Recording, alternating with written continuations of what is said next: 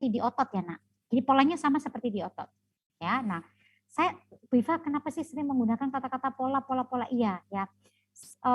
Itu untuk memudahkan kalian mengingat ya, untuk memudahkan kalian mengingat. Nah, kalau polanya sama berarti tinggal tengok apa pada saat kita tidak ingat ya kita tinggal tengok otot ya. Nah, jadi di jaringan saraf isinya siapa? Isinya adalah sel. Ya. Jadi isinya adalah sel. Sel siapa? Sel saraf. Nah, yang kemudian kita sebut sebagai neuron.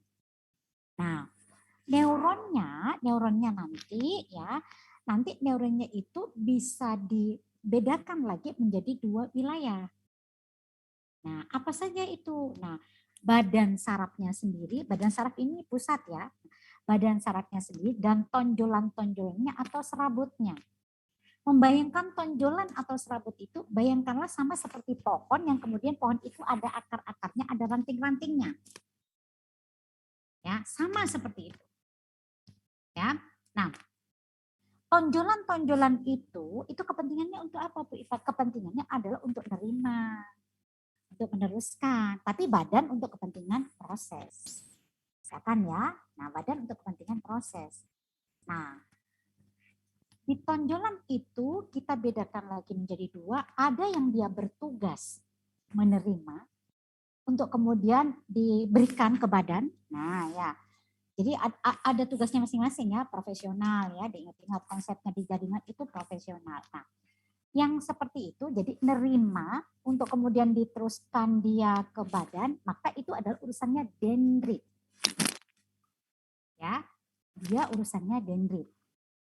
Diproses di badan. Nah, setelah diproses di badan dikasihkan jawabannya ke Raffi. Raffi akhirnya bisa fokus misalnya ya. Nah, jawaban itu tadi, nah setelah diproses di badan tadi, ada kurir yang nanti akan mengantarkan ke sel berikutnya, namanya akson.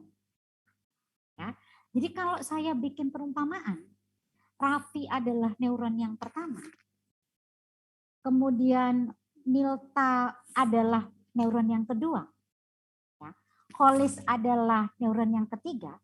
Nah, maka ketika kemudian misalnya saya adalah panca indera ya misalnya ya. Saya adalah panca indera misalnya. Maka saya ngasihkan pesan itu ke Raffi. Raffi sudah menerima ya pesan yang saya berikan. Kemudian sama Raffi diapakan? Ini berarti diteruskan ke Nilta ya Bu Iva? Iya, saya bilang gitu. Nah, Raffi mau teruskan ke Nilta. Bagian yang bertugas untuk kemudian memberikan ke Nilta ya. Nah, bagian yang bertugas memberikan berarti punyanya siapa? Punyanya si Raffi. Nah, itu adalah akson. Tapi Nilta yang menerima ya, bagian yang menerima itu adalah dendrit. Jadi pahami ya. Kalau nerima informasinya maka itu adalah dendrit, tapi kalau meneruskan yang itu bentuknya jawaban itu adalah akson. Nah, begitu juga ketika kemudian Nilta mau ngasihkan informasi yang diterima dari Raffi tadi yang sudah diproses tadi, mau ngasihkan ke Holis misalnya. Ya, mau ngasihkan ke Holis, maka ya bagian dari Nilta yang kemudian mau memberikan itu adalah akson. Bagiannya Holis yang menerima informasi dari Nilta itu adalah dendrit. Ya, jadi kalau saya bolak-balik begitu, tapi intinya adalah sederhananya kalau kita mau belajar gampangannya nak ya, nah gampangannya nih, ya. Yang menerima itu adalah dendrit, yang meneruskan siapa? Kalau kita berbicara meneruskan dari badan ya, dari badan ke yang lainnya adalah akson. Nah, di gambaran yang di sini ya, nah kalau ini adalah badan sarafnya ini nih, ya, nah ya. Dan sarafnya kan ini pusatnya. Nah, maka organel-organel itu ya adanya di sini. Tonjolan-tonjolan, jadi tonjolan-tonjolan yang di sini. Nah, ini kan ya, ini kan yang keriting-keriting di sini ini. Nah, ini kan dinamakan dia dendrit yaitu. Tapi pas yang di sini, nah pangkal yang di sini ini namanya adalah akson. Ini akson. Ya. Sampai pucuk sini ya. Nah, itu adalah akson. Ya, nah itu adalah akson. Nah, oke. Sekarang kita lanjutkan. Proses kemudian ya, proses tadi kemudian saya ngasih informasi ke Raffi, Raffi meneruskan ke Nilta, kemudian Nilta meneruskan ke Kholis ya. Nah, itu berarti membutuhkan wadah khusus, membutuhkan tempat khusus ya, tempat kontak khusus yang kemudian kita namakan dia adalah sinar. Ya. Di beberapa buku dikatakan itu disebutnya sebagai sinapsis.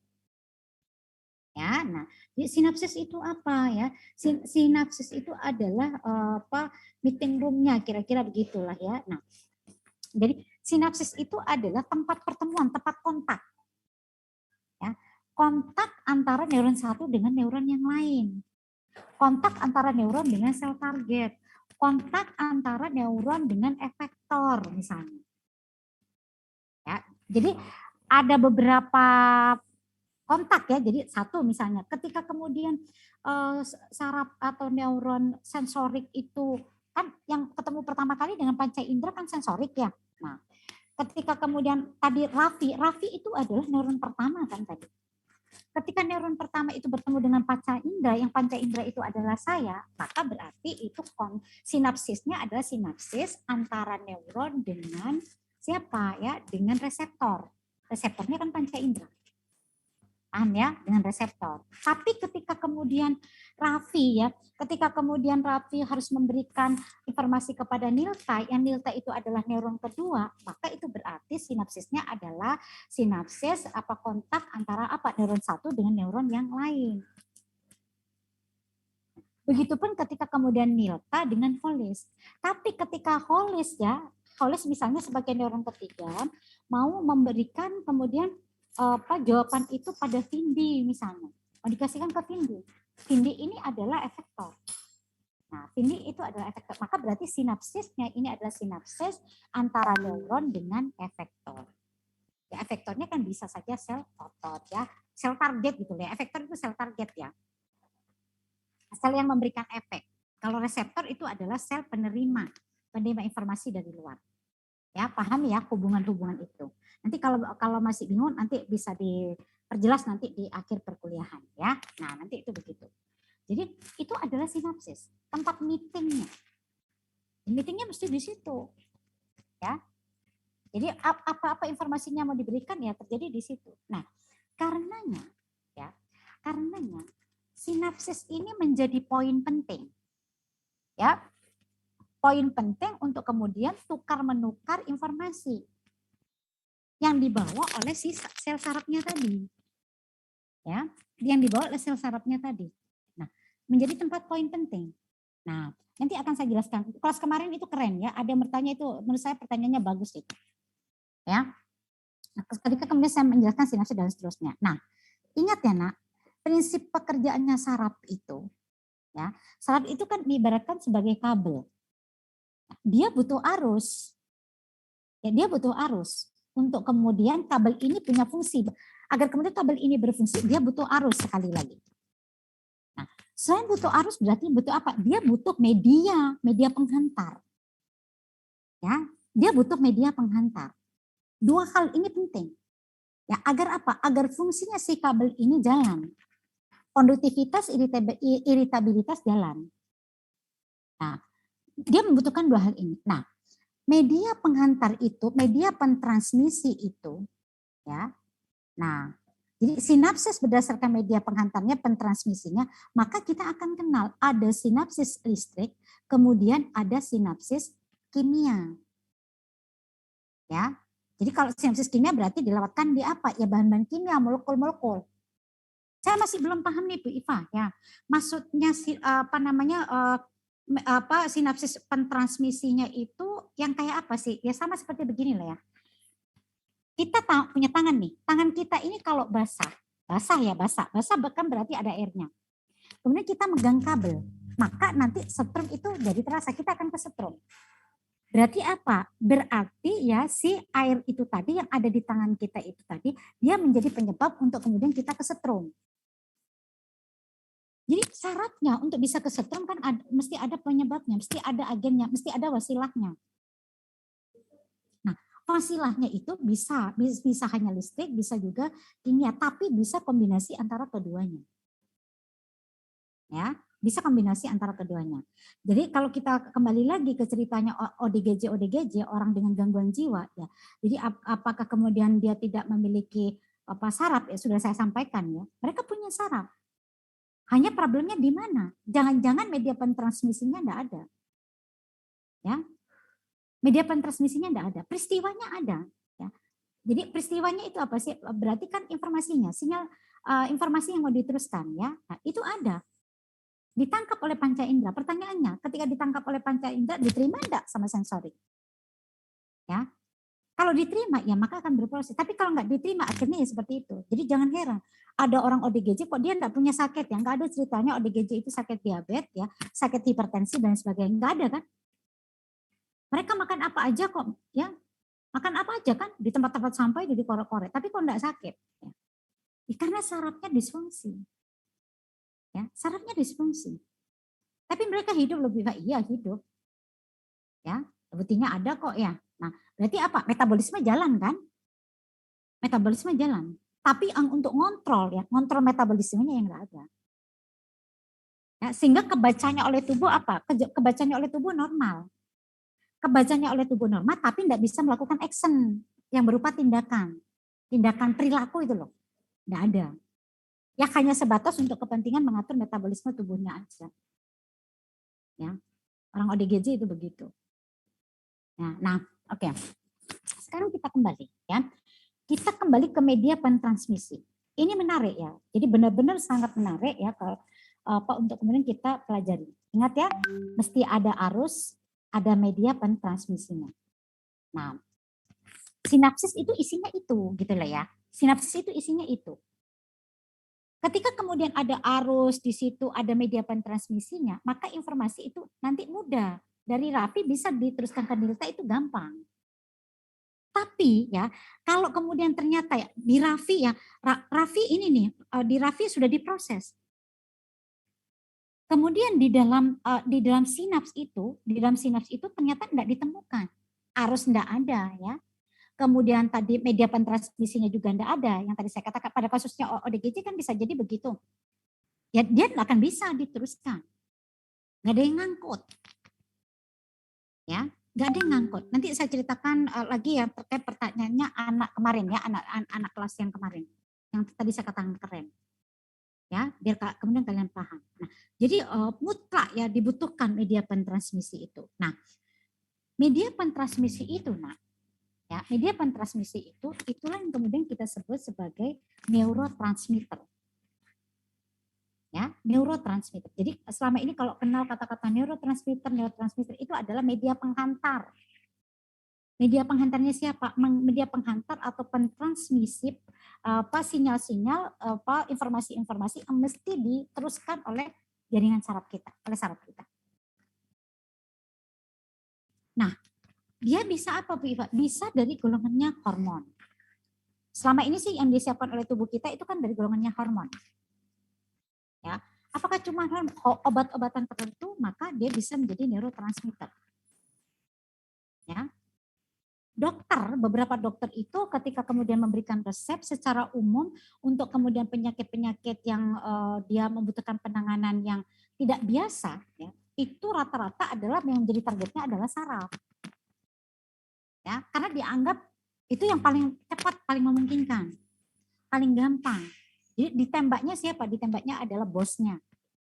Kan sudah saya katakan ya di pertemuan sebelumnya ya, bahwa saraf itu adalah bos ya yang ada di dalam organ dan tubuh kita. Nah, si neurotransmitter, ya, neurotransmitter ini ketika dia tersedia dalam jumlah yang cukup di dalam tubuh, maka proses kemudian menghantarkan itu tadi informasi-informasi itu tadi, maka itu akan sesuai dengan kita harapkan semestinya. Tapi antara orang satu dengan orang lain beda loh ya. Saya memberikan informasi ke Raffi tentu akan berbeda. Yang ditangkap oleh Raffi dengan yang ditangkap oleh Nita, atau yang ditangkap oleh Kolis, atau yang ditangkap oleh Vindi, dan seterusnya. Ya, itu nanti akan berbeda. Apa Bu Iva? Faktor yang kemudian menyebabkan perbedaan. Ya salah satunya adalah genetik, itu udah pasti lah ya. Genetik itu pasti. Ya. Terutama untuk terkait hal-hal yang itu ada hubungannya dengan memori, kecerdasan ya, itu pasti. Ya, genetik itu punya peran. Nah, tapi di luar genetik maka faktor faktor di luar genetik ya, faktor di luar genetik itu tidak kalah perannya, kontribusinya. Ya, kemarin ada yang kemudian bertanya begini ke saya. Nah, perhatikan baik-baik. Jadi teman kalian itu bertanya begini. Menurut saya keren ya. Tanyanya seperti ini. Bu Iva, kalau kemudian ya ada misunderstanding antara orang satu dengan orang yang lain terhadap sesuatu ya, terhadap A misalnya ya, kok Raffi, kalau menurut saya enggak begitu. Enggak, kata Nilta, gini kan enggak sama kan berarti kan, misunderstanding ya. Nah, itu bagaimana ceritanya? Apa penyebabnya dan seterusnya? Nah, saya sampaikan, kita harus cek terlebih dahulu. Kalau dia di tingkatan sel, ya, kalau dia di tingkatan sel nih ya, tingkatan sel. Kan tadi sudah saya katakan, Raffi adalah neuron pertama, Nilta neuron kedua. Saya menyampaikan, yang saya sampaikan ke Raffi sudah ditangkap. Ya, misalnya saya menyampaikan ke Raffi ya, untuk Raffi bisa melihat huruf A misalnya ya. Ya, bisa melihat huruf A. Nyampe benar di Raffi.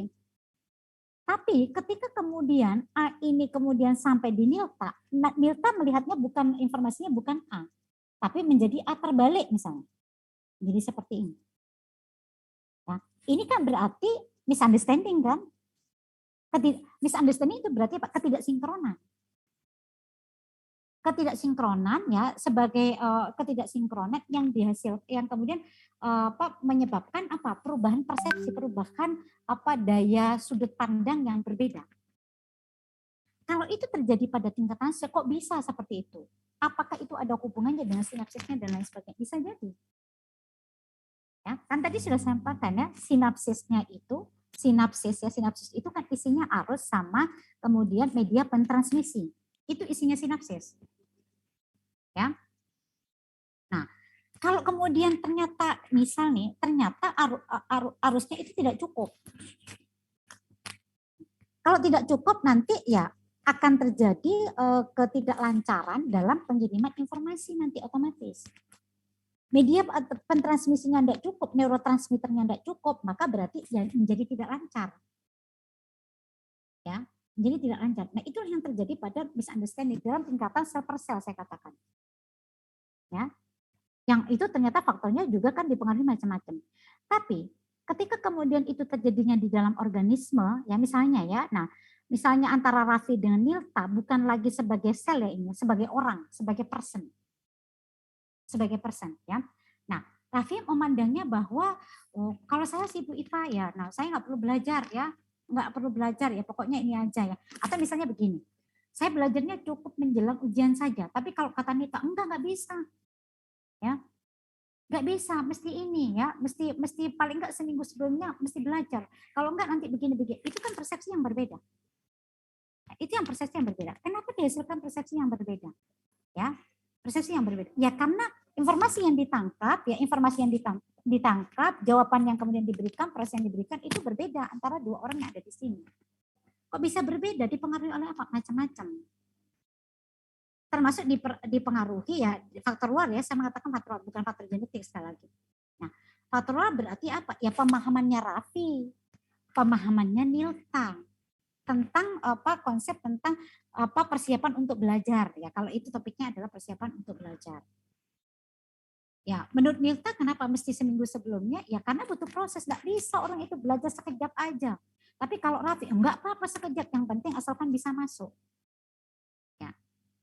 Jadi apakah kemudian itu dua-duanya salah? Enggak juga. Karena mereka dari sudut pandang yang berbeda. Karena pikiran mereka tadi berdasarkan proses dari proses yang berbeda. Ya, proses net-netkannya itu loh ya. Di prosesnya di otaknya itu kan dia berbeda. Produknya jadinya persepsinya yang berbeda. Ya. Jadi apa namanya? Nanti ya. Nah, berarti kesimpulannya ya, ketika kita memandang suatu hal, ya, suatu hal berarti sangat dipengaruhi betul ya dengan faktor-faktor iya otomatis. Saraf hanya akan mengantarkan. Neurotransmitter, pokoknya neurotransmitter ada ya, arus listrik itu ada, informasi itu ada, sel kita cukup bagus. Kemudian faktor-faktor luar itu terpenuhi ya, maka ya sesuai. kebayang kan, misalnya begini ya, ini contoh ya, contoh paling sederhana ya. Kalian punya teman SD misalnya. Teman SD yang teman SD kalian ya cuma teman SD Bu Iva. Setelah itu teman saya ini nggak sekolah SMP, nggak sekolah SMA, apalagi di perguruan tinggi. Kalian misalnya mau memperkenalkan sesuatu misalnya ya, katakanlah ya barang ya misalnya. Mau perkenalkan barang ini. Mau diperkenalkan ke teman kalian yang SD tadi. Dia pasti akan bertanya, apa ini? Ya. Apa ini? Ya dia nggak akan paham. Kenapa? Ya. Nah, karena modal dia berupa pengetahuan itu belum terbangun. Beda dengan kalian.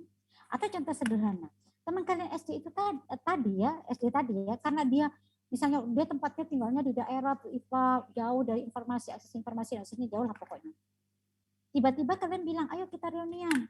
Misalnya ya, pakai kemudian aplikasinya Zoom. Dia pasti akan bertanya, Zoom itu apa? Kalian tentu sudah tidak asing. Ya. Nah, ini kan juga persepsi yang berbeda terhadap Zoom.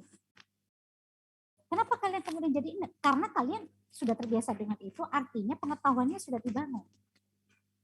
Ya. Meskipun katakanlah dengan modal syarat yang sama. Ya, ini misal. Nah, oke. Sekarang saya lanjutkan. Ya. Nah, neurotransmitter tadi sudah saya sampaikan ya, bentuknya bisa macam-macam. Kalau di dalam tubuh kita, Allah itu sudah desain, Allah sudah dikasih apa kalau di dalam tubuh kita? Di dalam tubuh kita itu Allah kasihnya itu adalah hormon. Dikasih hormon. Ya. Dan itu macam-macam. Nah, sekarang ya, kita ambil contoh. Biar kemudian kalian makin paham bagaimana hubungannya antara neurotransmitter tadi dengan sinaps tadi. Nah, contoh sederhana, kita ambil ya. Nah, neurotransmitternya adalah endorfin. Kita tahu ya, endorfin itu adalah hormon yang kemudian menyebabkan kita happy, kita bahagia. Ya, ini paling gampang kan, paling dekat dengan kehidupan kita ya. Nah, perhatikan baik-baik. Endorfin itu akan disekresikan dalam jumlah yang cukup ketika memang hati kita itu happy. Ya. Jadi jangan harap endorfin akan disekresikan ketika kemudian apa? Ketika kemudian kita nggak happy. Contoh, dompet saya kosong Bu Iva, nggak ada isinya misalnya. Cuma 10.000 Bu Iva. Ya, ini misal. Nah, sementara saya mesti begini, mesti begitu, dan seterusnya. Berarti kan kalian ada dalam kondisi yang tidak happy. Yang seperti itu, jangan harap kemudian yang mendominasi di dalam tubuh kita adalah endorfin, bukan. Malah justru apa? Hormon stresnya. Ya, serotonin dan teman-temannya nanti keluar malah. Ya. Itu nanti begitu. Nah, kalau kalian dalam keadaan happy, perhatikan, kalau kalian dalam keadaan happy, hormon endorfin akan diproduksi. Cirinya hormon itu, kalau nanti belajar hormon ya, nah perhatikan baik-baik. Cirinya hormon itu akan masuk di dalam peredaran darah. Itu sudah sifatnya, sunatullah. Jadi kalau ini isinya, botol ini adalah pembuluh darah ya nak misalnya. Ini pembuluh darah. Kan isinya ini air putih. Nah anggap saja ini dalamnya darah. Nah, ketika kemudian isinya ini adalah darah air putih ini, maka hormon itu ada di dalamnya. Ya, endorfin ada di dalamnya. Nah, kita ingat ya. Darah itu kan diedarkan ke seluruh tubuh. Ya enggak? Dia diedarkan ke seluruh tubuh.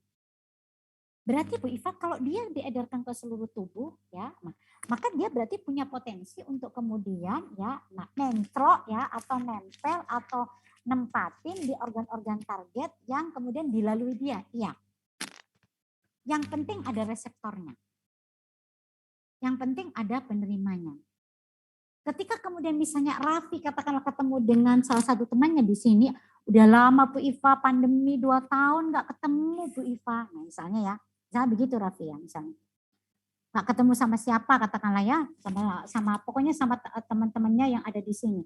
Nggak ketemu Fahira Bu Iva 2 tahun. Ya, misal. Ya Raffi nggak ketemu Fahira. Nah, begitu kemudian ya, tanpa disengaja ya, tanpa disengaja kemudian ketemu di satu tempat. Kaget dong. Senang ya karena 2 tahun nggak ketemu nih ya. 2 tahun nggak ketemu. Senang kan? Nah, endorfin keluar. Endorfin keluar. Nah, endorfin keluar kan dia ada di dalam darah. Diedarkan ke seluruh tubuh. Dan ingat ya, pembuluh darah itu berteman baik dengan siapa? Dengan saraf. Ya.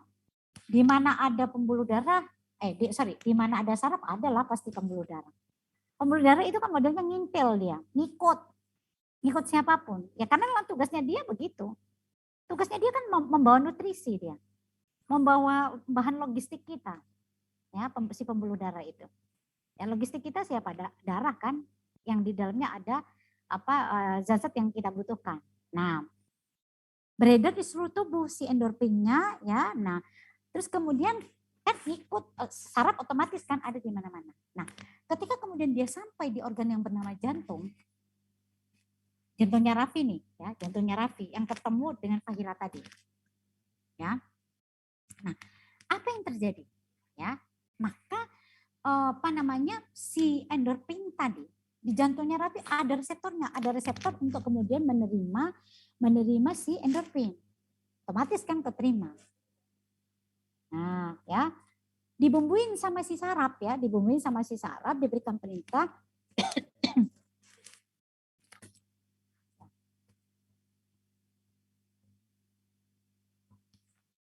sehingga apa ya? Sehingga kemudian jantung itu bekerja melebihi biasanya. Apa akhirnya? Jadi pompa darah ke jantung itu meningkat, misal. Ya, sehingga Raffi kemudian senang, ya, makin senang ya. Apakah hanya itu? Tempat-tempat lain juga begitu. Akhirnya apa? Pencernaannya jalan, ya misalnya ya. Itu contoh sederhananya begitu. Pencernaannya jalan, pernafasannya jalan, sirkulasinya jalan dan sebagainya. Ketika kemudian happy, nah maka ya, endorfin itu tadi yang dia punya peran sebagai neurotransmitter, nah nanti akan mengontrol organ-organ kita untuk kemudian bekerja sebagaimana mestinya. Nah, gimana ceritanya Bu Iva? Iya.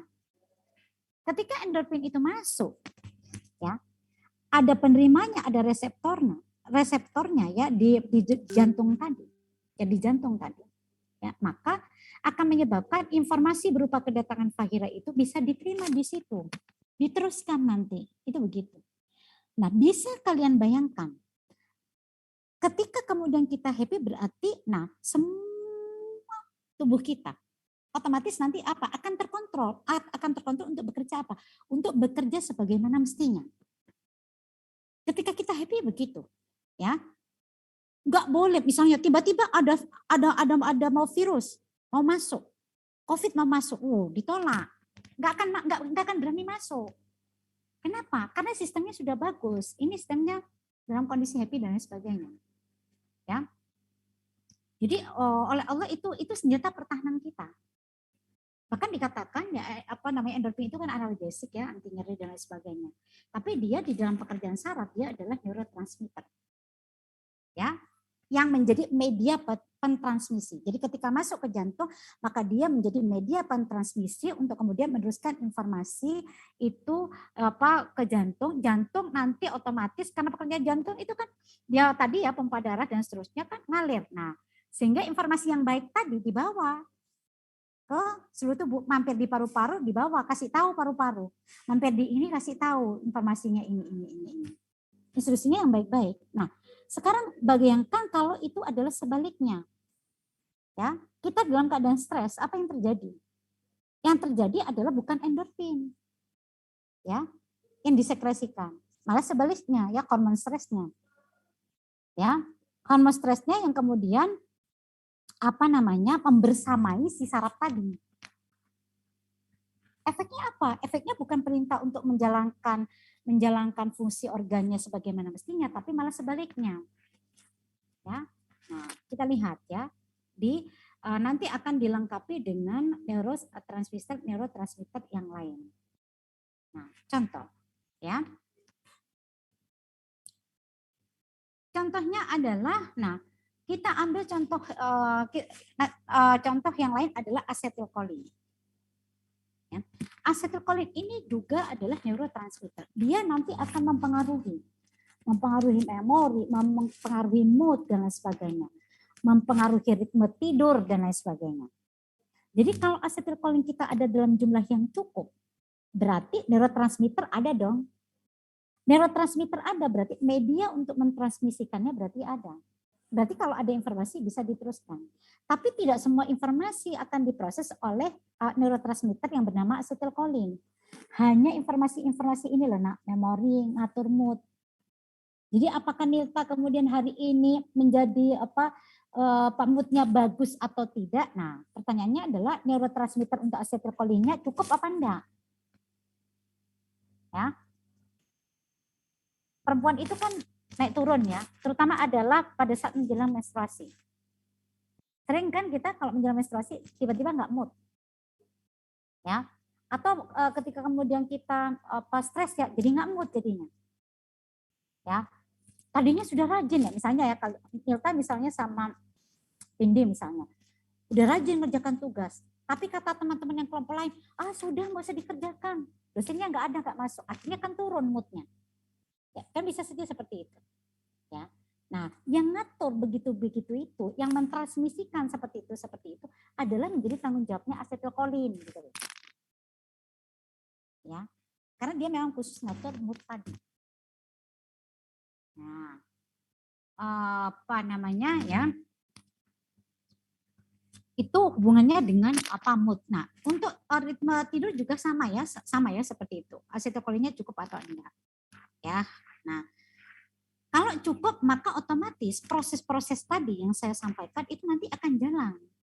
Tapi kalau nggak cukup ya nggak bisa. Nah, nggak bisa jalan. Nah, kita lihat yang lain. Nah, contoh yang lain adalah dopamin. Dopamin ini dia menjadi neurotransmitter. Nah, untuk terkait informasi-informasi yang ada hubungannya dengan pengambilan keputusan. Jadi apakah kemudian kita akan memutuskan untuk fokus atau tidak? Ya misalnya ya, mau memutuskan untuk kemudian mendengarkan kuliahnya Bu Iva atau enggak, maka dopamin yang mentransmisikan itu. Ya, jadi dopamin akan mentransmisikan itu. Ya, mengatur fungsi pikiran, pengambilan keputusan dan lain sebagainya.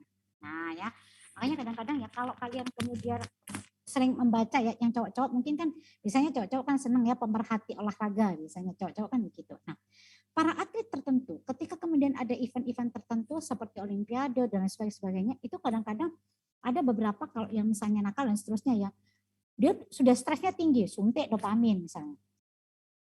Ada yang begitu ya. Nah, biar apa? Biar dia bisa fokus. Ya. Jadi apa namanya, atlet itu dekat yang kayak gitu-gitu ya. Di samping kemudian mohon maaf ya, penggunaan obat-obat yang tidak diperbolehkan itu juga mereka kadang-kadang pakai ya. Termasuk di dalamnya juga artis ya. Artis kenapa kemudian banyak para artis itu yang kemudian tertangkap dan seterusnya? Ya karena tuntutan pekerjaan mereka itu kan tinggi tingkat stresnya. Mereka dituntut untuk menghasilkan karya. Ketika udah nggak ada ide, akhirnya apa? Lari. Nyari tempat pelarian. Nah, dengan cara apa? Dengan cara mengkonsumsi itu sehingga kemudian nge-fly ya. Ketika kemudian nge-fly, lupa kan? Nggak ingat kalau punya persoalan begitu. Ibaratnya lari lah ya, lari dari realitanya. Itu begitu. Nah, pemberian kemudian dopamin itu kemudian salah satunya adalah untuk kemudian mengembalikan fungsi pikiran tadi. Tapi hati-hati. Ketika kemudian kita ada ketergantungan dengan itu, ya, ada ketergantungan itu, maka ya berikutnya ya begitu, kita butuh terus. Ya. Nah, nanti ya. Nah, nanti apa namanya sebelum saya teruskan ya ke neurotransmitter yang lain. Nah, sebetulnya ya, nah yang begini ini sebetulnya bisa diupayakan enggak? Tubuh kita itu bisa enggak sih Bu Iva melakukan pengaturan itu? Jadi sekresinya itu sekresi secara alamiahnya misalnya. Bisa. Ya. Dan semua itu proses itu percaya atau tidak percaya ya. Ya mesti percaya ya. Kalau ini mesti yakin sih Kak sebetulnya. Itu semua sudah ada di dalam Al-Qur'an. Dengan penjelasan sains, maka kita akan jadi paham yang dimaksudkan oleh Al-Qur'an. Contoh ya. contohnya adalah tadi kita membicarakan tentang endorfin tadi ya, tentang endorfin tadi. Nah, endorfin itu kan dia hormon yang kemudian membuat kita menjadi happy. Membuat kita menjadi happy dan dia fungsinya adalah sebagai neurotransmitter. Ya. Nah, salah satu yang kemudian bikin kita happy itu ketika apa sih? Nah, ini contoh ya, ini contoh ya, ini contoh. Ya. Kira-kira ya, kalau saya tanya ke Nilta ya, nah, kamu boleh open mic Nil ya. Nah, senengnya Nilta seneng enggak kalau misalnya bisa berbagi sesuatu misalnya ya, nah, ke temannya misalnya ngasih Widya misalnya sesuatu, senang enggak? Senang Bu. Senang ya, happy kan, ya kan? Nah, tapi ketika kemudian ini contoh ya, ini contoh sederhana. Ya, ketika kita ngasih sesuatu ke orang lain, itu bisa memberikan sesuatu ke orang lain dan orang lain itu ngaruh banget, senang banget. Nah, itu pasti kita bawaannya juga happy. Itu otomatis. Paling gampang itu adalah misalnya begini. Ya, dicoba ya. Ini boleh dicoba ya. Coba ya. Nah, yang cowok-cowok nih. Nah, yang perempuan juga boleh kok ya. Kalian kalau ke tukang parkir, maaf ya, ke tukang parkir, nasinya biasanya berapa? 2.000 kan? 2.000 kan? Kira-kira kalau tukang parkir itu dikasih 2.000, nah ekspresi mukanya biasa saja atau kemudian senang banget? Coba dijawab, Holis. Mungkin biasa aja, bukan biasa sudah aja. Ya. Udah biasa 2.000. Nah, kalau misalnya Holis atau yang lain suatu ketika nih ya, nah nggak lagi 2.000 ya, kasih 50.000. Nah, ini misal ya 50.000 atau kasih 100.000 ya. Nah, kira-kira ya, nah ekspresinya itu nanti seperti apa, Aprilia? Senang pasti Bu. Gimana kira? Iya, 100.000, 50.000 aja seneng kok dia ya. Jangankan tukang parkir Bu Iva ya. Nah, saya aja kalau dikasih segitu ya seneng lah, namanya dikasih ya kan. Kalian dikasih ayah dan ibu kalian ya. Kalau 50.000 kan udah biasa kalau dari ayah ibu kalian ya. Tapi tiba-tiba misalnya ya Fahira dikasih. Ayahnya misalnya dapat rezeki kasih misalnya 1 juta misalnya. Tanya Fahira, buat apa ini ya? Sudah terserah kamu. Seneng dong pasti. Karena bukan untuk kepentingan bayar UKT loh ya. Kalau bayar UKT kan udah biasa ya segitu ya. Ya enggak? Nah, seneng. Nah, otomatis kan senengnya kan apa ya, berlipat ganda gitu loh ya.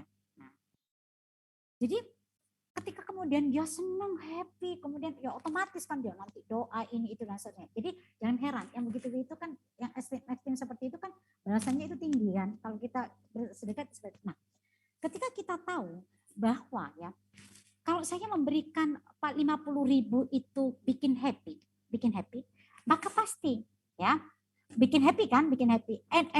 Endorfin kita kan naik. Ya, endorfin kita naik. Nah, ketika kemudian endorfin kita naik, tadi sudah saya sampaikan, dia media pentransmisi. Bekerja sama dengan saraf ya. Nah, nanti informasi yang dibawa oleh saraf itu oleh si endorfin tadi ya, itu nanti akan dibawa disampaikan ke organ-organ target. Nah, tapi si endorfin ini yang tadi membuat happy ini tadi ya, dia tidak akan kemudian bekerja kemudian sendirian. Bisa jadi ya, sekresi endorfin yang tinggi ini tadi juga mempengaruhi sekresi dopamin. Ya, dia juga memberikan pengaruh pada dopamin untuk disekresikan. Sehingga dopamin apa ya? Sehingga dopamin nanti akan disekresikan, dikeluarkan juga. Berarti fungsi pikiran jalan, pengambilan keputusan nanti jalan. Ya. Apakah cuma mempengaruhi yang di sini? Tidak. Ya. Barangkali dia juga mempengaruhi asetilkolin. Untuk apa? Untuk melakukan proses pengaturan untuk memfasilitasi ya menjadi neurotransmitter untuk kepentingan memori. Sehingga Holis yang tadi memberikan 100.000 pada tukang parkir, otaknya Holis yang bagian memori itu merekam itu. Kalau saya ngasihkan itu, nah orang lain itu senang, bahagia banget. Nah, disimpan di sini. Suatu saat dia nanti akan diambil lagi informasinya, di recall lagi. Nah, untuk apa? Untuk kemudian ya, untuk kemudian polis memutuskan untuk kemudian mengulang peristiwa itu lagi. Ya, jadi ketemu tukang parkir lagi. Kemarin senang ya begitu itu. Nah, jadi proses-proses seperti itu ya di dalam agama kita, di dalam Islam, di dalam Al-Qur'an itu sudah dijelaskan. Model-model seperti itu adalah model-model bagaimana kemudian menstimulus neurotransmitter itu agar kemudian disekresikan. Paham ya? Nah, seperti itu. Makanya jangan heran ya. Nah, contoh yang lain misalnya orang yang rajin bersedekah itu ya. Yang terprogram di otaknya apa? Ya, yang terprogram di otaknya adalah bahwa dia mampu. Ya, bahwa dia mampu, dia punya uang. Meskipun hari ini dia nggak megang uang, tapi di otaknya, di memorinya sudah tertulis bahwa dia ibarat kata, saya kaya nih, gitu begitu. Karena sebelumnya dia sudah punya pengalaman seperti itu. Ya, punya pengalaman seperti itu. Kalau nggak percaya silahkan nanti dicoba, ya. Coba aja. Saya pernah mencoba itu. Nggak terlalu banyak, saya nggak ngasih 50.000 atau 100.000. Jadi masih baru ya. Jadi itu tukang parkir itu sampai kan kembaliannya nggak ada ini Bu, nggak ada, nggak usah Pak, saya bilang, nggak usah Pak, nggak usah kembalian. Dia lihat saya, serius Bu ini, nggak ada ini kembaliannya. Iya Pak, saya juga serius, saya bilang begitu. Ya, dia sambil lihat saya gitu ya, sampai saya berlalu itu saya dilihatin aja, ya. Masya Allah ya. Nah, jadi yang begitu itu adalah amalan-amalan ekstrim yang bisa kita lakukan. Nah, kita melakukan satu sisi kita melakukan amalan-amalan ekstrim yang membuat orang lain bahagia. Tapi pada sisi yang lain, nah efeknya ke dalam tubuh kita itu menyebabkan apa? Menyebabkan tubuh kita metabolismenya itu ya teratur sebagaimana kemudian ya yang diatur oleh Allah. Normalnya sunatullahnya tadi. Ketika kita sakit itu sudah di luar sunatullah lah ya. Di luar settingan awal untuk itu. Gitu ya. Nah, dan sebaliknya ya. Dan sebaliknya, ketika kemudian kita ada dalam kondisi tertekan, stres dan lain sebagainya tadi, ya, tadi kan saya katakan hormon stresnya jalan, ya. Jadi hormon stresnya jalan, adrenalin bisa saja meningkat, detak jantungnya makin kencang ya. Tapi bisa jadi pada sisi yang lain dia akan mempengaruhi dopamin. Nanti kalau belajar hormon lah, jadi makin paham di fisiologi atau anatomi Anfisman ya, atau di fisiologi hewan bersama Bu Prof. Retno yang nanti akan sampaikan itu. Ya, jadi bukan cuma bekerja sendirian. Ketika kemudian stres, maka dia akan pengaruh ini. Jangan heran orang yang stres jangan diajak mikir. Ya, misalnya kalian bekerja dalam satu tim, Dilta, Raffi, kemudian Fahira, kemudian bekerja dalam satu tim. Salah satu di antara kalian kemudian ada pas stres ya, tiba-tiba menerima berita yang tidak baik tentang keluarganya, enggak bisa mikir, diajak misalnya ayo dikerjakan, enggak bisa, aduh maaf ya, pasti begitu ya. Itu otomatis karena hormon itu adalah neurotransmitter ya. Sementara ya, nah neurotransmitter itu kepentingannya untuk apa? Dia menjadi media pentransmisi ya, menjadi media pentransmisi untuk apa? Untuk kemudian diteruskannya informasi yang ditangkap oleh panca indera kita, baik yang itu untuk mengatur seluruh tubuh kita atau untuk menghasilkan produk berupa pikiran atau tindakan. Ya. Jadi di dalam tubuh kita ada 3 hal itu ya, Nak. Mengatur metabolisme di dalam tubuh kita, yang kedua adalah pekerjaannya saraf hubungannya dengan pengaturan seluruh tubuh ya atau metabolisme tadi.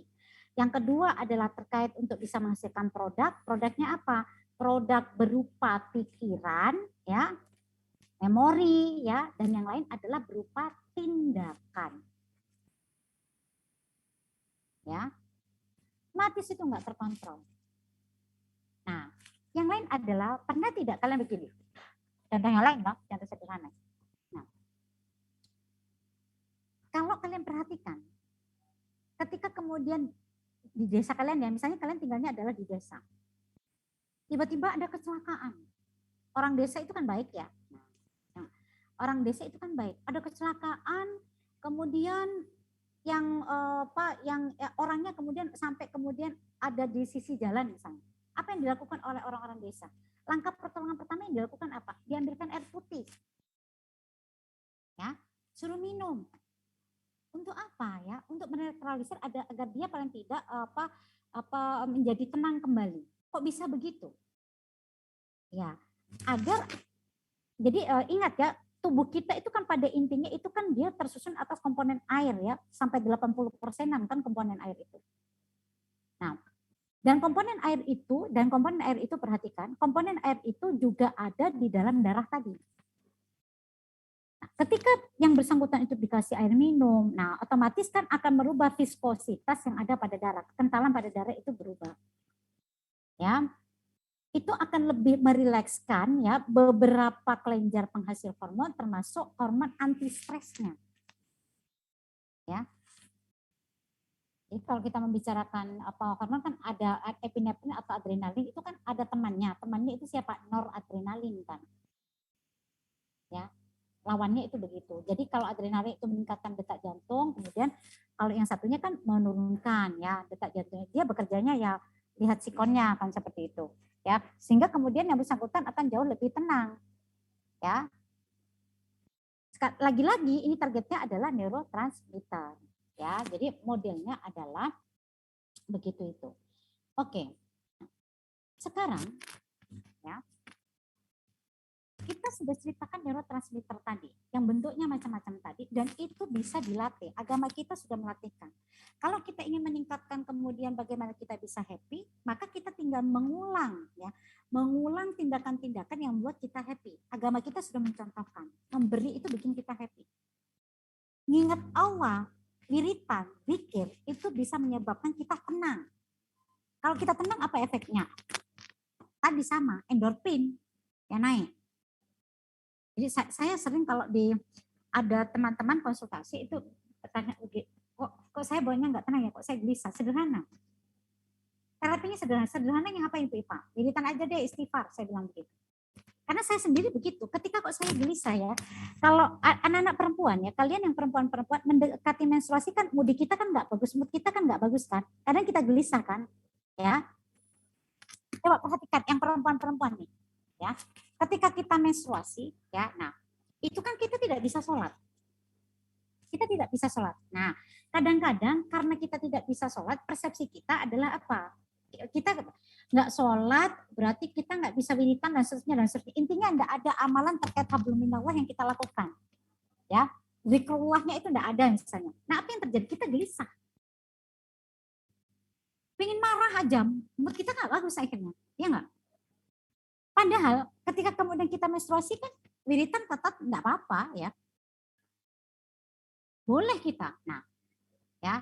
Nah, ternyata wiritan itu wiritan tilawah ya dan seterusnya ya. Pokoknya ngingat-ngingat Allah kayak. Nah, ingat Allah ya. Nah, itu kan membuat apa ya? Membuat suasana hati kita itu jauh lebih bagus. Kenapa? Karena dia nanti akan merangsang kelenjar untuk kemudian mensekresikan hormon happy kita, hormon endorfin tadi. Hormon endorfin dia nanti akan mempengaruhi hormon-hormon yang lain. Adrenalinnya dipengaruhi tadi, asetilkolinnya dipengaruhi tadi, dan seterusnya. Sehingga apa? Semua yang tadi saya sebutkan, fungsi-fungsi tadi, fungsi mengatur metabolisme itu terkontrol. Fungsi untuk kemudian mengingat-ingat memori itu tadi terkontrol. Fungsi untuk menghasilkan tindakan itu juga terkontrol. Enggak ada ceritanya orang happy itu. Ya, orang bahagia itu melakukan hal-hal yang tidak diinginkan oleh Allah. Otomatis itu. Serius. Ya, kalau sudah happy enggak akan. Ya, kalau sudah bahagia enggak akan. Ya, apalagi itu didukung dengan tenang tadi, dengan banyak menyatawa. Enggak ada ceritanya. Ya. Ya mohon maaf ya, misalnya ya katakanlah ya, kemudian jadi maaf ya, contoh sederhana. Misalnya saya bahagia, tapi kemudian dia ternyata melakukan mencuri dan sebagainya. Enggak akan. Menyakiti orang lain misalnya ya. Orang happy kok menyakiti orang lain, enggak akan. Ngapain? Serius itu nak. Ya. Enggak akan mulutnya ini ngomong yang enggak benar, menyakiti temannya ya. Tiba-tiba mulutnya Bu Iva bilang, "Wah, Nilta ini," kemudian dia sakit. Enggak akan kalau kita happy. Kalau kita bahagia, terkontrol itu semuanya. Kenapa? Endorfin nanti akan mempengaruhi neurotransmitter lain. Karena itu sederhananya adalah ya, nah kita mesti kontrol diri kita sendiri, pastikan diri kita sendiri itu ada dalam keadaan happy. Salah satu tanda kita ada dalam keadaan happy apa? Hati kita nggak gelisah, kita tenang. Ya. Kalau kita tenang, nggak gelisah, otomatis kita happy. Ya, itu caranya. Ya. Nah, jadi sekarang kalian ilmu ini sudah saya berikan. Ini dasarnya ada, konsep sainsnya ya di sini. Kalau nggak percaya, buka jurnal-jurnal. Ya. Ya, tapi buka jurnal yang mesti dihubung-hubungkan, dikaitkan ya, analisisnya mesti dimainkan, nggak akan ketemu kesimpulannya. Ya. Caranya ketik aja nanti di internet ya, feedback feedback endorfin ya ke hormon lain misalnya sekresi hormon, nanti akan ketemu yang tadi saya bicarakan tadi ya, itu otomatis. Jadi jangan sampai kok kemudian rapi misalnya masih ingat nih Pak nanti ada tugas ini masih ingat seperti itu kan berarti galau, resah ya, berarti lagi resah. Oh, ya nggak benar itu berarti. Ketika kita resah, maka metabolisme kita tidak akan terkontrol. Berarti Bu Iva, orang-orang yang kemudian, mohon maaf ya, yang kemudian tidak sehat itu sangat mungkin ya begitu ya. Iya, saya pernah ya. Saya dulu kan belum paham yang begini ini ya. Tapi dikatakan bahwa ya sekian persen penyakit itu ada landasan emosinya. Dan landasan emosi itu hubungannya dengan saraf. Mereka-mereka, mohon maaf, mereka-mereka yang kena kanker, ibu-ibu misalnya, contoh. Nah, sorry. Nah, contoh misalnya ada seseorang yang kena kanker AIDS misalnya. Ketika kemudian dia kena kanker AIDS, misalnya ibu-ibu atau siapa lah ya, perempuan pokoknya ya, kena kanker apa begitu ya. Itu rata-rata si ibu ini menyimpan emosi yang cukup mendalam terkait siapa? Terkait pasangannya biasanya. Kalau itu kankernya kanker terkait reproduksi. Ya, saya punya teman waktu itu saya nggak sengaja, saya baru belajar ilmu itu. Tiba-tiba ibunya teman saya ini meninggal. Ya, mudah-mudahan Allah merahmati beliau ya. Nah, meninggal, kemudian saya tanya sakit apa, saya bilang ibu sakit apa, terus cerita dia sakit kanker rahim apa begitu ya. Nah, sudah lama saya tanya begitu, sudah sekian tahun ini. Saya tanya, kabarnya Bapak gimana, Abah gimana, saya tanya begitu ya. Saya kenal dengan keluarga teman saya ini ya, pada saat masih kuliah saya cukup kenal ya, dan keluarganya cukup tahu saya ya, makanya saya tanya, saya udah lama nggak ketemu ya. Nah, yaitu Bapak begini begitu dan seterusnya. Ya, saya paham. Tahun berapa ya beliaunya gini, tahun sekian. Nah, jadi tahun yang dimasukkan. Jadi ceritanya beliaunya itu, mohon maaf ya, menikah kembali begitu. Nah, pada saat menikah kembali itu si bapak, si suaminya maksudnya. Nah, ya itu bersamaan dengan si ibunya itu kedetek untuk pertama kali. Itu otomatis ya. Masya Allah ya. Ya, itu sampai seperti itu. Segitunya pekerjaan saraf itu. Luar biasa. Ya, keren.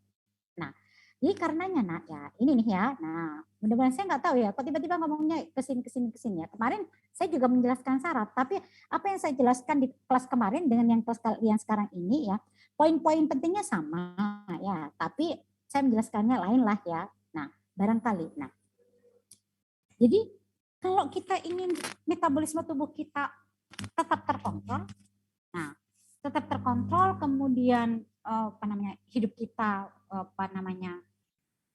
oke ya, ibarat kata ya, metabolisme terkontrol, pikiran kita terkontrol, kemudian tindakan kita terkontrol dan seterusnya. Yang mestinya apa? Neurotransmitter ini yang mesti kita ini perhatikan.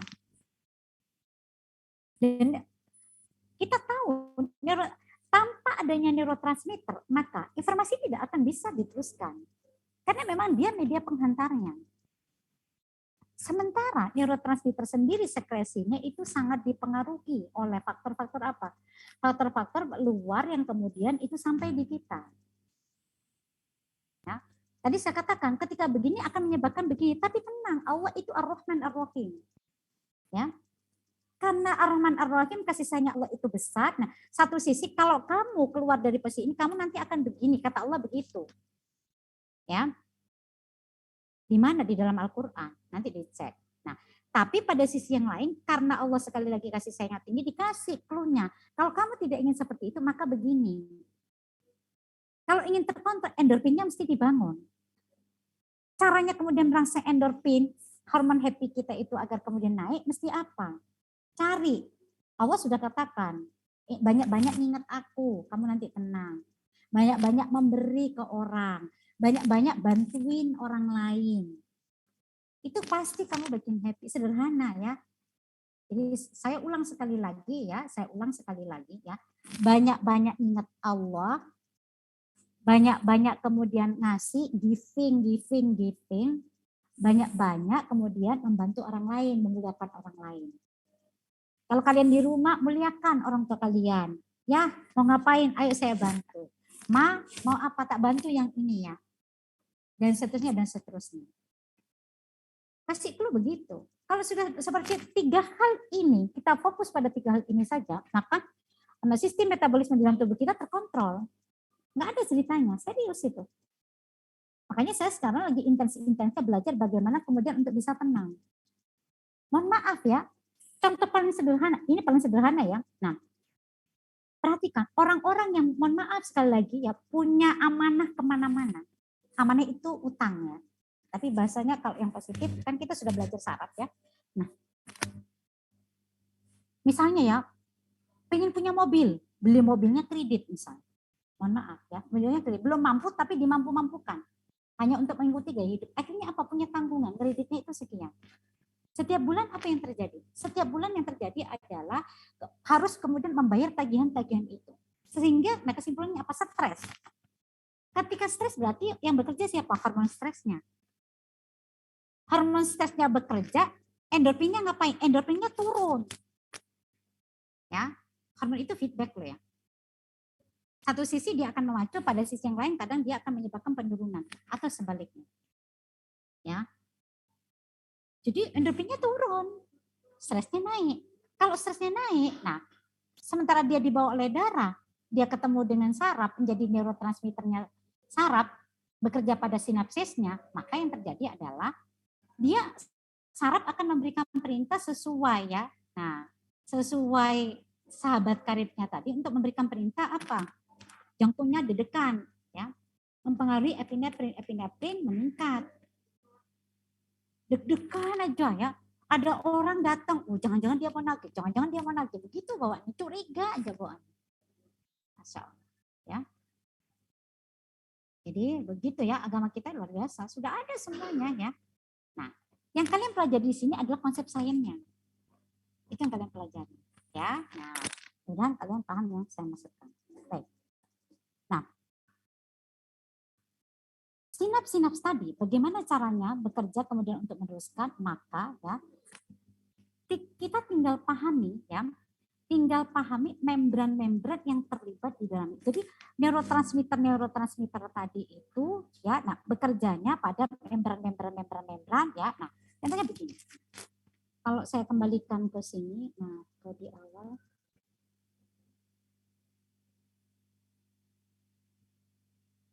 Oke. Nah, jadi sinaps itu kan bagiannya kan ada 3. Ada pre, ada selah, ada post. Nah, ceritanya begini. Kalau tadi saya mengatakan ada rafi, ya, rafi itu adalah neuron pertama, maka pada sinapsis yang, jadi sinapsis pada di rafi itu ada kontak ya, jadi ibarat kata itu ada sinapsis itu kan sama seperti apa ya, penghubungnya lah ya pokoknya ya. Nah, maka membran yang kemudian dia akan kontak dengan luar pada si neuron pertama yang ada pada rafi itu, maka membran itu dinamakan presinapsis. Pre itu adalah membran yang ada pada ini ya, yang ada pada sumber. Ya, itu pre. Nah, sementara rafi tadi kan ingin meneruskannya ke delta. Delta juga punya dong, yang nanti akan berinteraksi dengan ini tadi. Maka yang di delta itu adalah pos. Nah, antara pre dengan pos maka ada celah. Ya. Jadi wilayahnya sinapsis itu wilayahnya ada di mana? Wilayahnya itu ada di pre, celah, dan pos. Ya. Wilayahnya, areanya gitu loh nak ya. Nah, informasi ya nanti di wilayah 3 itu ya, tukar menukarnya meeting roomnya ya di situ, di 3 wilayah itu. Nah, dengan caranya seperti apa? Nanti saya tunjukkan gambar tadi ya. Nah, yang mana ini? Nah, ini aja ya. Jadi ya, kalau kalian lihat gambar ini adalah misalnya ya, nah, ini adalah neuron pertama tadi. Nah, ini adalah neuron kedua. Ya, ini misal neuron kedua. Nah, yang merah-merah ini adalah neurotransmitter, merah kan? Nah, maka di neuron pertama itu ada neurotransmitter. Dikeluarkan nanti presinapsis akan mengeluarkan itu. Ya. Berarti diproduksi ini di dalam sel lah ya. Membran itu kan di luar ya. Nah, keluarkan seperti ini. Ya, dikeluarkan ya, sehingga kan di area sini ini sebetulnya ini adalah area presinapsis ya. Nah, ini sebetulnya area presinapsis. Presinapsis. Nah, kalau yang di sini ini celah ya, ini celah. Ini celah. Nah, kan tadi antara ya kan. Nah, di sini ya, di sekitar sini ya, di sekitar sini ini. Nah, ini maka ini adalah pos, karena kan menjadi wilayahnya neuron yang kedua. Ya, pos. Nah, jadi sinapsis itu ya wilayahnya ya di wilayah ini. Wilayah edarnya itu di sini. Ya, itu begitu ya modelnya. Nah, nanti dia nanti akan membawa, kalau yang hitam-hitam ini kan sodium ya, Na ya, ion Na. Nah, ion itu ingat ya, kalau kita belajar biologi sel, ion itu dibutuhkan untuk apa? Untuk membukanya kanal atau gate ya pada membran pintu. Untuk membukanya pintu syaratnya mesti ada ion kan begitu. Ya, nah si neurotransmitternya ini menjadi tadi ya pentransmisi tadi. Nah, sinyal, nah itu nanti akan berinteraksi dengan neurotransmitter sehingga kemudian informasi itu diteruskan dan bisa masuk ke sini, ya, ke neuron kedua dan seterusnya. Oke. Nah baik, yang lain ya, jadi itu adalah struktur yang ada pada neuron. Berikutnya adalah neuroglia. Saya tidak akan menjelaskan neuroglia, nanti bisa dibaca. Tapi intinya neuroglia itu adalah struktur pendukung. Ya, pendukung pada siapa? Mendukung pekerjaannya saraf neuroglia. Ya, nah fungsi spesifiknya apa? Dia bisa saja untuk kepentingan melindungi, menyelaputi akson misalnya ya, untuk memberi nutrisi dan seterusnya. Makanya ini pendukung. Ya, kalau tidak ada neuroglia, maka saraf tidak akan bekerja. Ya, saraf tidak akan bekerja. Siapa dong yang ngasih nutrisinya si saraf kalau bukan neuroglia? Ya, karenanya ya keberadaan neuroglia ya, ketika misalnya ya, nah contoh misalnya ya, katakan ada sel swan misalnya, sel swannya misalnya banyak ya misalnya, ya, maka akan mempengaruhi laju penerusan laju penerusan informasi. Loadingnya jadi lebih cepat misalnya gitu. Karena apa? Nutrisinya terpenuhi. Nah, itu misalnya. Nah, ini kalau dari sisi selnya. Nah, sehingga jangan heran. Kalau kita ya, misalnya ya, ini misalnya ada beberapa orang yang pagi-pagi misalnya kuliah pagi kalian jam 8 kuliah ya. Belum sarapan Bu Ipa, saya semalaman tadi malam itu lagi ngerjakan tugas dan seterusnya lemas ya. Berarti tidak ada glukosa ke otak. Ya, rendah. Nah, yang seperti itu ya jangan heran. Kalau kemudian ketika kemudian kuliah, tiba-tiba kuliah di depan laptop ya, dosennya menjelaskan apa, enggak nyambung, enggak masuk. Fokusnya kemana-mana ya. Tadi ya, asetilkolin dan lain sebagainya kan terpengaruh akhirnya. Neurotransmitternya enggak cukup. Ya, pada akhirnya. Ya, itu begitu ya. Makanya dia juga penting. Nanti kalau detail ininya dibaca lagi buku ya, dibaca di buku. Nah, ada siapa saja? Ada banyak ya. Jadi ada oligodendrosit misalnya, ya itu bekerja pada mielin misalnya. Mikroglia ya berperan dalam sistem imun ya. Jadi kalau misalnya ada cedera dan lain sebagainya, nah sel saraf itu kan dia tidak bisa berproliferasi. Yang bisa berproliferasi itu adalah neuroglianya. Maka ketika terjadi cedera dan lain sebagainya, otomatis yang merespon itu siapa? Mikroglia misalnya. Kalau astrosit ini juga sama ya dari golongannya itu, maka dia nanti akan terlibat dalam pertukaran zat metabolisme antara neuron dengan pembuluh darah. Nah, tahu kan sekarang bahwa mereka bersahabat, iya. Ya. Dan seterusnya. Ya, ini contohnya ya. Jadi yang kayak rambutan ini ya dia adalah astrosit ya. Nah, nanti dikenali aja ya. Nah, di skala ininya ya bentuknya seperti ini. Nah, ini astrosit ya, bentukan-bentukan seperti bintang ya. Kalau saya sih menyebutnya, saya paling gampang kalau cara mengenalnya kayak rambutan gitu aja kalau saya ya. Nah, itu astrosit. Tunggu. Ini yang oligodendrosit ya. Nah, proset. Nah, ini misalnya mikroglia yang mana? Yang ini ya.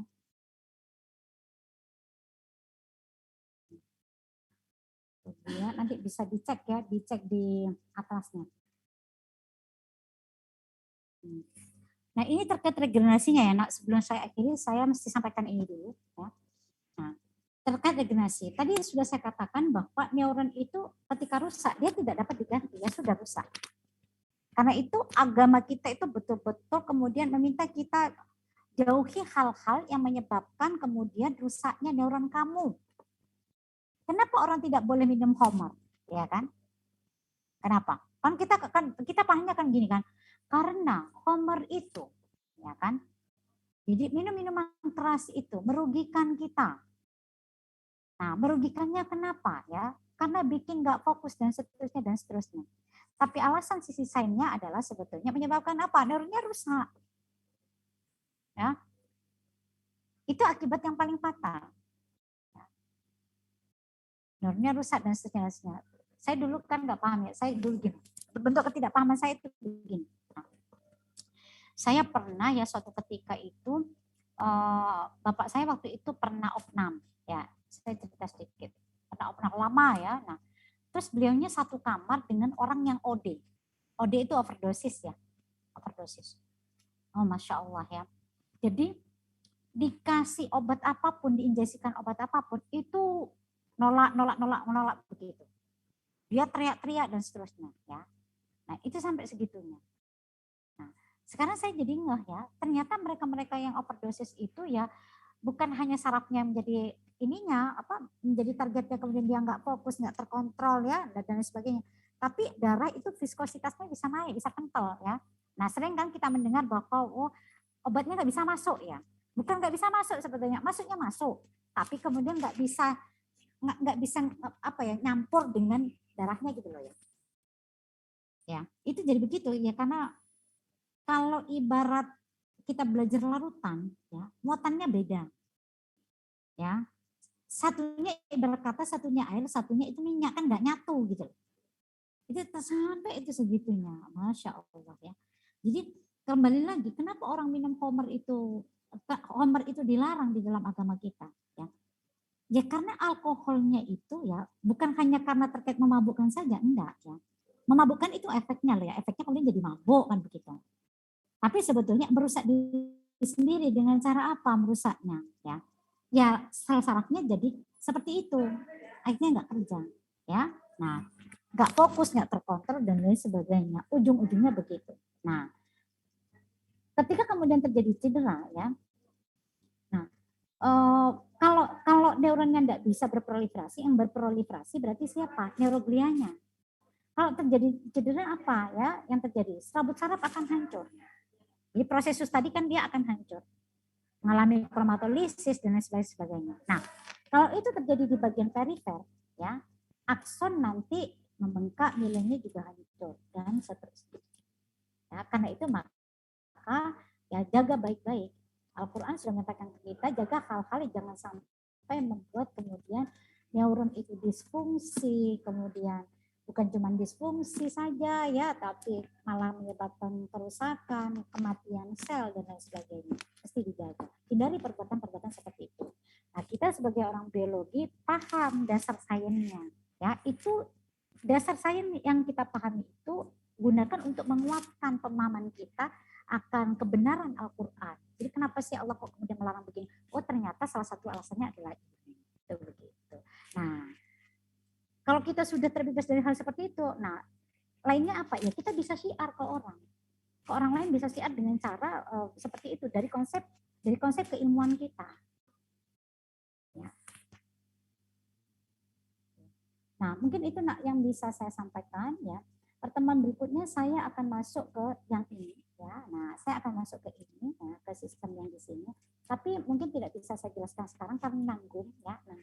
Tapi yang jelas tetap muka berikutnya saya akan memulainya dari slide yang ini. Nah, dan itu nanti akan menutup materi kita di saraf ya, materi kita di saraf. Nah, setelah itu ngapain? Setelah itu nanti kita masuk ke diskusi. Kelompok 4, 5, 6, silakan siap-siap. Ya, siap-siap ngapain? Sama seperti kemarin, ya. Analisis jurnal ya, jurnal.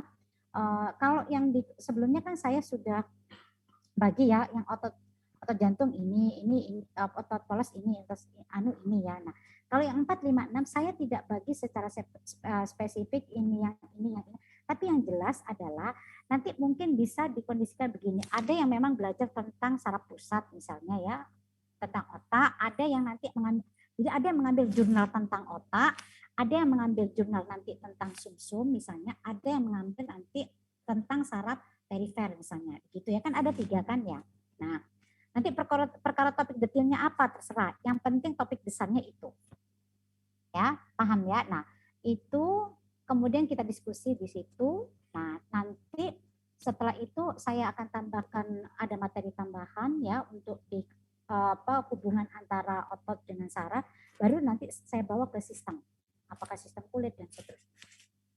Itu mungkin yang bisa saya sampaikan untuk kuliah kita hari ini. Jika ada yang perlu didiskusikan, saya berikan kesempatan 2 saja karena di sini sudah masuk sholat duhur. Silakan. Assalamualaikum warahmatullahi wabarakatuh. Bu, izin bertanya.